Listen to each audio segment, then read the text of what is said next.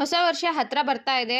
ಈಗ ration card ಇರೋಂಥವ್ರಿಗೆ ಸರ್ಕಾರ ಒಂದು ಶಾಕಿಂಗ್ ನ್ಯೂಸ್ ಕೊಟ್ಟಿದೆ. ಹೌದು, ಹೊಸ ವರ್ಷದಿಂದ ಅಂದರೆ ಜನವರಿ 1ರಿಂದ ರೇಷನ್ ಕಾರ್ಡ್ ಇದ್ದವ್ರಿಗೆ ಹೊಸ ರೂಲ್ಸ್ಗಳು ಕಂಡೀಷನ್ಸ್ಗಳು ಅಪ್ಲೈ ಆಗ್ತಾ ಇದೆ. ಹಾಗಿದ್ರೆ ಯಾವ್ದು ಹೊಸ ರೂಲ್ಸ್ಗಳು ಏನೇನು ಬದಲಾವಣೆ ಆಗ್ತಾ ಇದೆ ಅಂತ ತಿಳ್ಕೊಬೇಕು ಅಂದರೆ ವಿಡಿಯೋನ ಕಂಪ್ಲೀಟ್ ಆಗಿ ನೋಡಿ, ಮತ್ತೆ ಎಲ್ಲೂ ಕೂಡ ಸ್ಕಿಪ್ ಮಾಡೋಕ್ಕೆ ಹೋಗಬೇಡಿ. ಹಾಗೆ ಮೊದಲನೇ ಬಾರಿ ನನ್ನ ಚಾನಲ್ ನೋಡ್ತಾ ಇದ್ದು ಇಲ್ಲಿವರೆಗೂ ಸಬ್ಸ್ಕ್ರೈಬ್ ಮಾಡ್ಕೊಂಡಿಲ್ಲ ಅಂದರೆ ದಯವಿಟ್ಟು ಸಬ್ಸ್ಕ್ರೈಬ್ ಮಾಡ್ಕೊಳ್ಳಿ.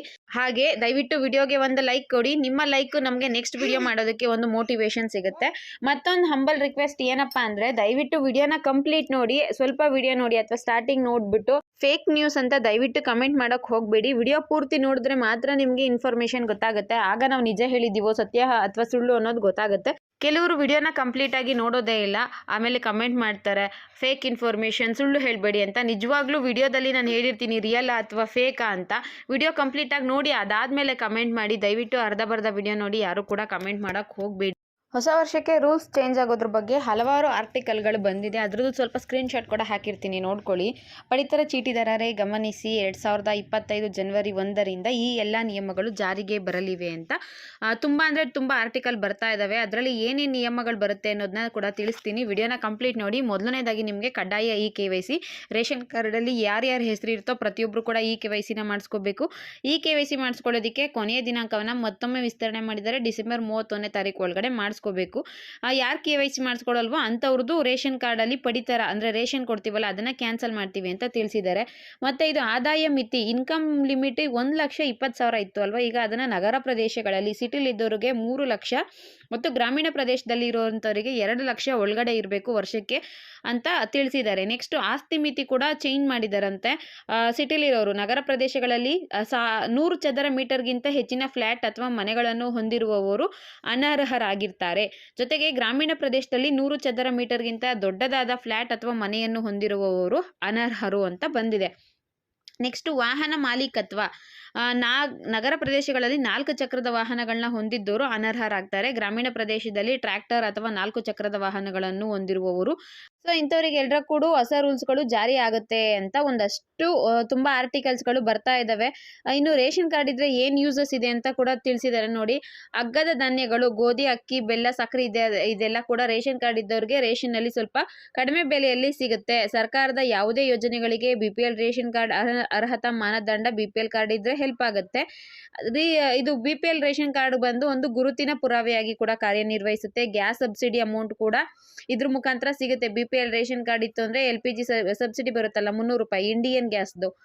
ಇಂಡಿಯನ್ ಅನ್ನೋದಕ್ಕಿಂತ ಉಜ್ವಲ ಯೋಜನೆಯಡಿ ನೀವು ಸಿಲಿಂಡರ್ ತೊಗೊಂಡಿದ್ರೆ ನಿಮಗೆ 300 ರೂಪಾಯಿ ರೀಫಂಡ್ ಆಗುತ್ತೆ, ಅಂದರೆ ಸಬ್ಸಿಡಿ ಅಮೌಂಟ್ ಬರುತ್ತೆ. ಅದಕ್ಕೂ ಕೂಡ BPL ಅರ್ಹತಾ ಮಾನದಂಡ ಅಂತ ಹೇಳ್ತಾರೆ. ಜೊತೆಗೆ ಆರೋಗ್ಯ ವಿಮೆ, ಸರ್ಕಾರದ ಅನೇಕ ಆರೋಗ್ಯ ವಿಮಾ ಯೋಜನೆಗಳಿಗೆ ಪಡಿತರ ಚೀಟಿಯ ಅವಶ್ಯಕತೆ ಇದೆ.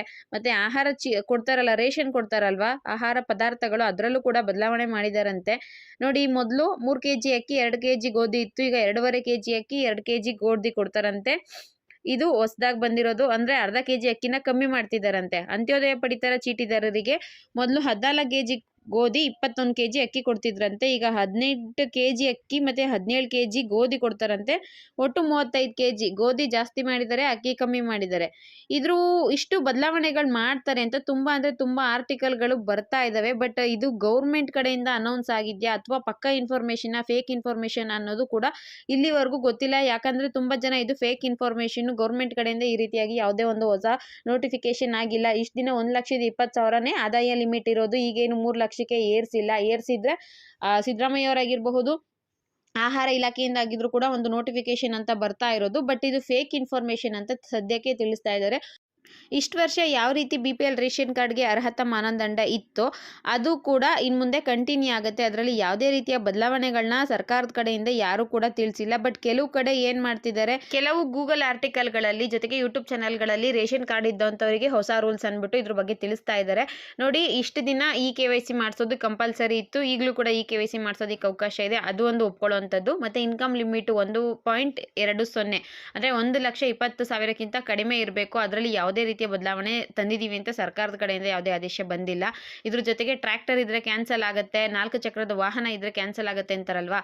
ಯಾರಾದರೂ ಗಾಡಿನ ನಂಬ್ಕೊಂಡು ಎಲ್ಲೋ ಬೋರ್ಡ್ ಕಾರ್ ಮಾಡ್ಕೊಂಡಿದ್ರೆ ಅಂಥವ್ರಿಗೆ ಯಾವುದೇ ರೀತಿ ಪ್ರಾಬ್ಲಮ್ ಇಲ್ಲ. ವೈಟ್ ಬೋರ್ಡ್ ಕಾರ್ ಇತ್ತು ಅಂದರೆ ಅಂಥವರು BPL ರೇಷನ್ ಕಾರ್ಡ್ ಹೊಂದೋದಕ್ಕೆ ಎಲಿಜಿಬಲ್ ಇಲ್ಲ ಅಂತ ರೂಲ್ಸ್ ಇರೋದು. ಮತ್ತು ನಗರ ಪ್ರದೇಶದಲ್ಲಿ 1000 ಸ್ಕ್ವೇರ್ ಫೀಟಲ್ಲಿ ಮನೆ ಇತ್ತು ಅಂದರೆ ಅವರು BPL ರೇಷನ್ ಕಾರ್ಡ್ ಹೊಂದೋದಕ್ಕೆ ಎಲಿಜಿಬಲ್ ಇಲ್ಲ ಅಂತ ಇರೋದು. ಈಗ ಹಳ್ಳಿಗಳಲ್ಲೂ ಕೂಡ 100 ಚದರ ಇದಕ್ಕಿಂತ ಜಾಸ್ತಿ ಮನೆ ಇರಬಾರ್ದು ಅಂತ ಇಲ್ಲ.